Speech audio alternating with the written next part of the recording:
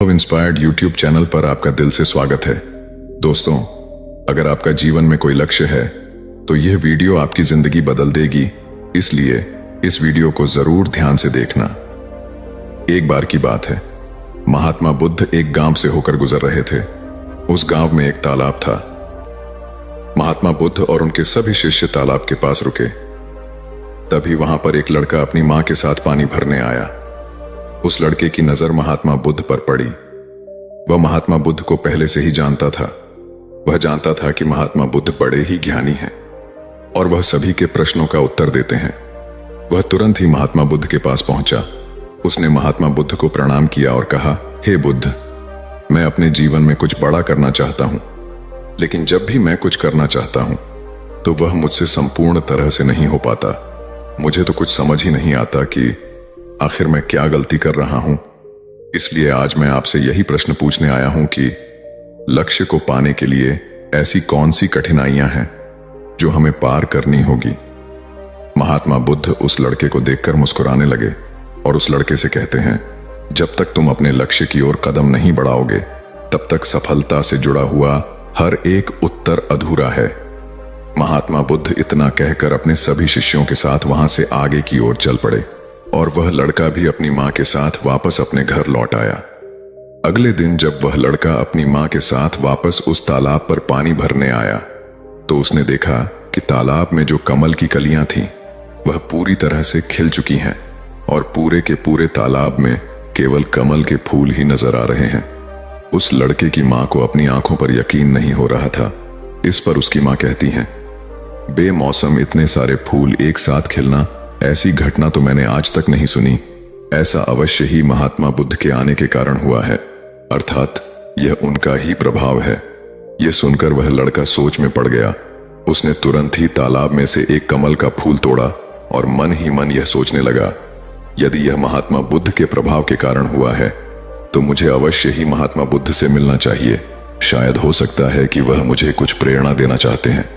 ऐसा सोचते सोचते उस लड़के ने यह भी मन बना लिया कि वह एक दिन महात्मा बुद्ध से अवश्य मिलेगा और साथ ही उसके मन में महात्मा बुद्ध की वह आवाज गूंज रही थी कि जब तक तुम लक्ष्य की ओर कदम ही नहीं बढ़ाओगे तब तक सफलता से जुड़ा हर प्रश्न अधूरा है।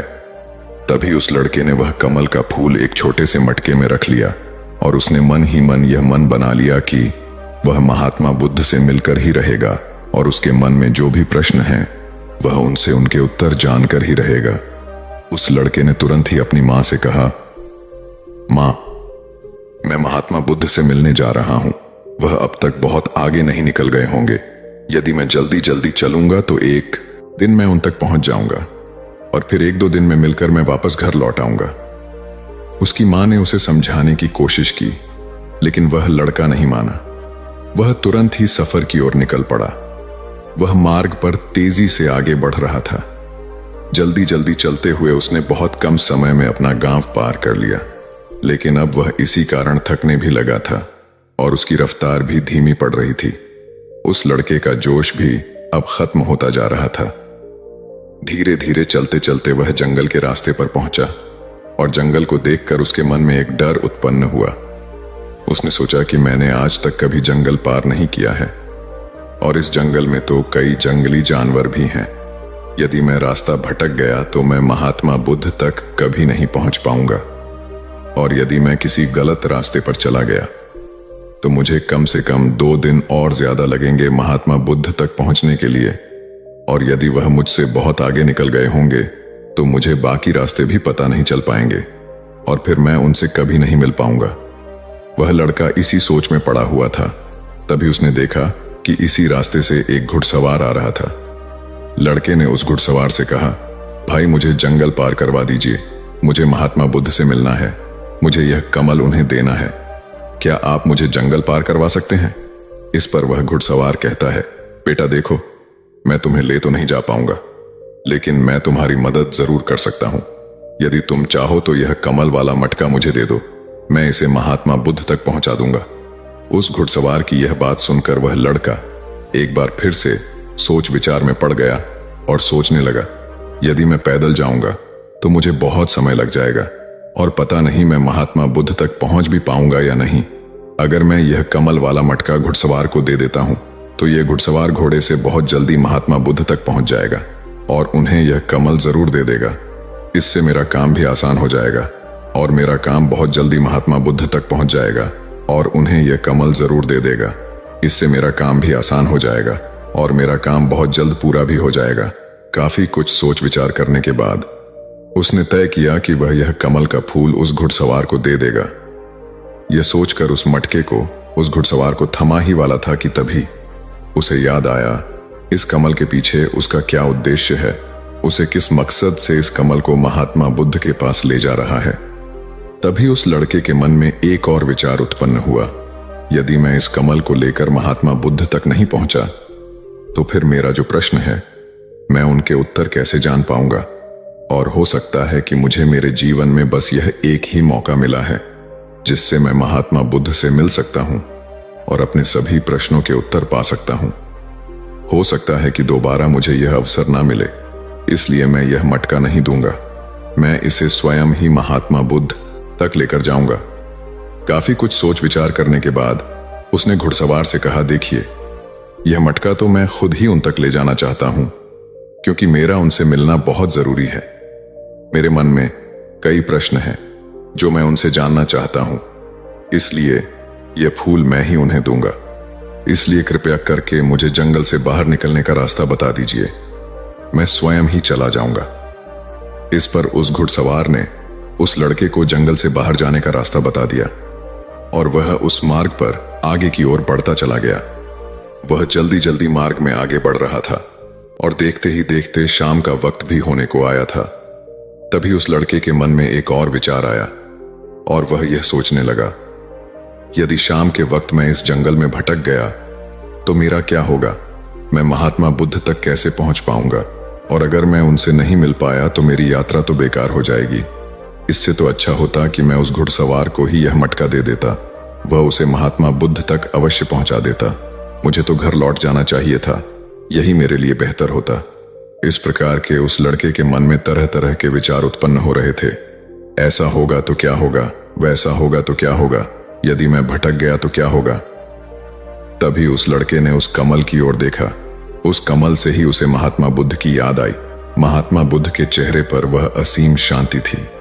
उसे महात्मा बुद्ध की वह मुस्कान याद आई। तभी उसके मन में एक और विचार उत्पन्न हुआ, जिनके आने से हमारे तालाब में अनेकों फूल खिल गए, जिसके साथ होने से हमारे मन को प्रेरणा मिलती है, जिनके चेहरे पर वह असीम शांति है, जिसे मिलकर मेरा मन शांत हो जाता है। यदि मैं उनसे मिल पाऊं तो मुझे कितना कुछ सीखने को मिलेगा। ऐसा सोचते ही उसके मन में एक बार फिर से महात्मा बुद्ध से मिलने की प्रेरणा जाग उठी और वह निश्चिंत होकर अपने मार्ग में आगे की ओर बढ़ता चला जा रहा था। काफी दूर आगे चलने के बाद जंगल खत्म होने लगा। तब उसने महसूस किया कि जब वह अपने इस यात्रा का उद्देश्य याद करता है, जब यह याद करता है कि वह महात्मा बुद्ध से क्यों मिलना चाहता है, तब उसकी राह की मुश्किलें कम होने लगती हैं। और यही वास्तविकता है दोस्तों, यही हम सभी के साथ होता है, फिर चाहे वह कोई छात्र हो या व्यापारी। जब जब इंसान खुद पर शक करता है, खुद पर संदेह करता है, तब वह रुकावटें बड़ा रूप ले लेती हैं। और जब हम अपने लक्ष्य को याद रखते हैं, अर्थात अपना उद्देश्य याद रखते हैं, तब वह रुकावटें हमारे सामने छोटी पड़ जाती हैं और हम उसे आसानी से पार करके अपने लक्ष्य की ओर चलते हैं। इस पर उस लड़के ने महसूस किया कि उसे अपना लक्ष्य याद रखना है, उसे अपना उद्देश्य याद रखना है और छोटे छोटे कदमों से आगे की ओर बढ़ते जाना है। इसके बाद उस लड़के ने सारी चिंताएं छोड़ दी। वह केवल सफर पर आगे की ओर बढ़ता जा रहा था, लेकिन इसी बीच वह चलते चलते काफी थक चुका था।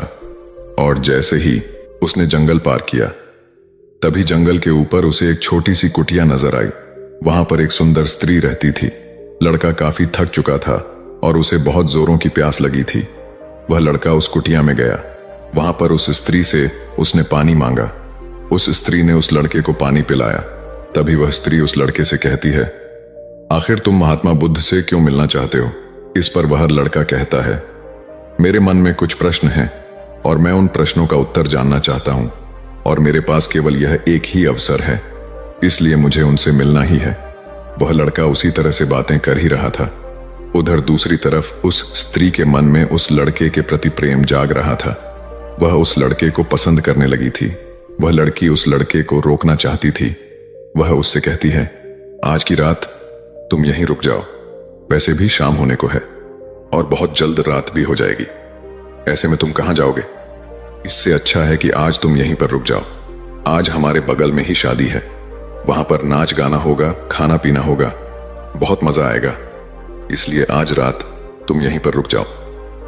उस स्त्री के मुख से यह सब सुनकर वह लड़का यह समझ चुका था कि यह स्त्री मुझे बहुत पसंद करने लगी है और वह बहुत भी सुंदर भी है। उसकी सुंदरता को निहारता हुआ वह लड़का मन ही मन सोच रहा था कि यदि मैं इससे दोस्ती कर लूं तो मेरा जीवन तो संवर जाएगा, मुझे जीवन का मजा आ जाएगा। और वैसे भी आज रात तक तो मैं महात्मा बुद्ध से मिल भी नहीं पाऊंगा, तो क्यों ना मैं यहीं पर रुक जाऊं। तभी उस लड़के ने जवाब देते हुए कहा, मैं कुछ देर में सोचकर बताता हूं।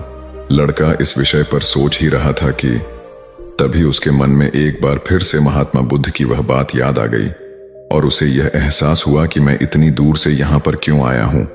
उसने मन ही मन खुद से प्रश्न किया, क्या मैं यहां पर इतनी दूर इस लड़की से मिलने के लिए ही आया था? नहीं नहीं, ये मेरी मित्र नहीं बन सकती। क्या भरोसा आज को इसका मन मुझ पर आया है और कल को किसी और पर आ गया तो मैं क्या करूंगा? उस लड़के ने तुरंत ही उस कमल की ओर देखा। तभी उसे उसका उद्देश्य याद आ गया और उसने तुरंत ही यह निर्णय लिया कि वह आगे की ओर बढ़ेगा। उसने उस लड़की को साफ साफ मना कर दिया और अपने मार्ग की ओर आगे बढ़ चला। जब वह आगे की ओर जा रहा था तभी उसे अपने इस निर्णय पर अफसोस हो रहा था। उसे ऐसा लग रहा था यदि उसे महात्मा बुद्ध ना मिले तो उसके हाथ से यह स्त्री भी चली जाएगी। इस बात का उसे बहुत मलाल था, लेकिन वह धीरे धीरे मार्ग में आगे बढ़ता गया। कुछ दूर आगे जाने के बाद जब उसका मन शांत हुआ तब उसे इस बात का एहसास हुआ, यदि वह उस स्त्री के पास रुक जाता तो वह अपने इस उद्देश्य को कभी पूरा नहीं कर पाता और उसकी यह यात्रा बेकार हो जाती, उसकी इतनी मेहनत व्यर्थ हो जाती। और तब उसे एक और चीज का एहसास हुआ कि जो भी व्यक्ति या फिर वस्तु हमें अपने उद्देश्य से भटकाने का प्रयास करें, हमें उससे तुरंत ही दूर हो जाना चाहिए। हमें अपना उद्देश्य याद रखना चाहिए कि हमने यह सफर क्यों शुरू किया था और हम अपनी मंजिल पर क्यों पहुंचना चाहते हैं। वह लड़का यह सब सोच विचार कर आगे की ओर बढ़ता जा रहा था। रात्रि का वक्त होने वाला था और वह लड़का तेजी से अपने मार्ग में आगे की ओर बढ़ता जा रहा था। तभी उसे मार्ग में एक बुजुर्ग व्यक्ति मिले। उसने उस बुजुर्ग व्यक्ति से पूछा, बाबा, मैं महात्मा बुद्ध से मिलना चाहता हूं और पिछले गांव में मुझे किसी ने बताया कि वह इसी मार्ग से आगे की ओर बढ़े थे। क्या आप मुझे बता सकते हैं कि वह किस तरफ गए हैं? इस पर वह बुजुर्ग व्यक्ति उस लड़के से कहते हैं, बेटा, तुमसे कोई गलती हो गई है, तुम्हें कोई गलत फहमी हुई है। यहां से कोई भी ऋषि मुनि नहीं गए हैं। हो सकता है कि रास्ते में कोई और मोड़ हो जिस पर तुम्हारा ध्यान ना गया हो। वह ऋषि मुनि उसी रास्ते से गए होंगे। यह सुन वह लड़का घबरा गया। अभी कुछ ही घंटा पहले तो मैंने उस बस्ती को पार किया था। यदि मैं वापस गया तो मैं बहुत पीछे हो जाऊंगा और अब तो अंधेरा भी होने को है। मेरे पास ना तो कोई रहने का साथ है और ना ही खाने पीने का। मेरी तो पूरी यात्रा बेकार हो गई। मुझे तो यह लग रहा था कि मैं महात्मा बुद्ध से अवश्य मिल पाऊंगा, लेकिन अब लगता है कि यह मुमकिन नहीं है। मैं उनसे नहीं मिल पाऊंगा। इस प्रकार के कई विचार और उस लड़के के मन में उमड़ने लगे। वह लड़का खुद पर संदेह करने लगा। जैसे ही उसके मन में इस प्रकार के विचार उत्पन्न हुए तो मानो उसके पैरों में किसी ने बेड़ियां डाल दी हों। वह बार बार केवल एक ही बात सोच रहा था कि आखिर वह मुझे क्यों नहीं दिखाई दिया। मैं बार बार एक ही गलती क्यों करता हूं? मुझसे इतनी बड़ी गलती कैसे हो गई? ये सोचकर वह लड़का सर पकड़कर वहीं पर बैठ गया। कुछ देर तक तो उसे कुछ भी समझ नहीं आ रहा था। तभी उसे उसकी मां की बात याद आई। उसकी मां ने उस लड़के से कहा था, बेटा, हर गलती में सीख छुपी होती है जो हमारे जीवन को और भी बेहतर बनाती है। यह बात उसे याद आते ही उसका मन शांत होने लगा और वह लड़का बार बार अपने मन में अब एक ही बात दोहरा रहा था कि हर गलती में सीख छुपी हुई होती है और हमें वह और बेहतर बनाने आती है। उसने अपनी गलती को स्वीकार किया और वह कहने लगा, हाँ, मुझसे गलती हुई है। मैं जल्दबाजी में बिना सोचे समझे बस मार्ग में आगे की ओर बढ़ता जा रहा था। जैसे जैसे लोगों ने कहा, मैं उसी तरह से आगे की ओर बढ़ता चला गया। उसके गलती स्वीकारते ही उसका मन पूरी तरह से शांत हो गया। उसकी निराशा अब आशा में बदल चुकी थी। वह एक पेड़ के नीचे बैठा हुआ था। तभी उसने देखा कि कुछ जानवर नदी से पानी पी रहे थे। यह सब देखकर उस लड़के को याद आया कि जब वह पहली बार महात्मा बुद्ध से मिला था, तब पानी के पास ही मिला था, और महात्मा बुद्ध के साथ उनके कई शिष्य भी हैं, तो उन्हें पानी की तो आवश्यकता जरूर पड़ेगी। इस पर उस लड़के को तुरंत यह समझ में आ गया कि महात्मा बुद्ध भी उसी रास्ते से भ्रमण कर रहे होंगे जिस रास्ते पर पानी होगा। तभी उसने सोच विचार कर यह तय किया कि वापस जाने से अच्छा है क्यों ना मैं इस नदी के किनारे आगे की ओर बढ़ता रहूं। ऐसा सोचते ही उसने तुरंत ही रास्ता बदल दिया और वह नदी के रास्ते आगे बढ़ने लगा। जैसे जैसे वह आगे बढ़ता जा रहा था, उसका मन और भी हल्का होता जा रहा था, उसका मन और भी शांत होता जा रहा था। तब उसने अनुभव किया कि जब मन बहुत शांत होता है तो हमारा मन बहुत हल्का हो जाता है और जल्दबाजी नहीं करता और ना ही किसी में या खुद में कोई कमी निकालता है। हमारी बुद्धि पहले से बेहतर काम करने लग जाती है। तब उस लड़के ने इस बात का अनुभव किया कि खुद से शिकायत करना एक बहुत बड़ी कमी है जो हमें दुख की ओर ले जाती है। ऐसे ही चलते चलते लड़के के मन में विचार आया, यदि मैं अपने गांव में ही रुक जाता तो यह सारे अनुभव मैं कभी प्राप्त नहीं कर पाता। ऐसा सोचते सोचते वह मार्ग में आगे की ओर बढ़ रहा था। तभी उसे महात्मा बुद्ध के कुछ शिष्य नजर आए और उन्हें देखकर वह लड़का बहुत खुश हुआ और आखिरकार लगातार 2 दिनों का सफर तय करने के बाद वह महात्मा बुद्ध के पास पहुंचा। उसने महात्मा बुद्ध को प्रणाम किया और उन्हें वह कमल का फूल भेंट कर दिया। इससे पहले वह लड़का कुछ कहता, तभी महात्मा बुद्ध ने कहा, बहुत सुंदर, यह कमल पूरी तरह से खिल चुका है। 2 दिन पहले ही तुमने मुझसे पूछा था कि लक्ष्य को पूरा करने के लिए इंसान को कौन कौन सी कठिनाइयां पार करना पड़ता है, लेकिन 2 दिनों बाद तुमने बहुत सारे अनुभव प्राप्त कर लिए। तुम्हारा यह धैर्य, यह मुस्कान देखकर लगता है कि तुमने इस यात्रा में बहुत कुछ सीख लिया है। इस पर उस लड़के ने यात्रा में घटित हुई एक एक बात महात्मा बुद्ध को बता दी। तभी महात्मा बुद्ध ने उस लड़के से कहा, तुम्हारे मन में जो भी प्रश्न हैं, मैं उनके जवाब तो तुम्हें जरूर दूंगा। आगे महात्मा बुद्ध कहते हैं, बिना कोशिश के हर चीज अधूरी है।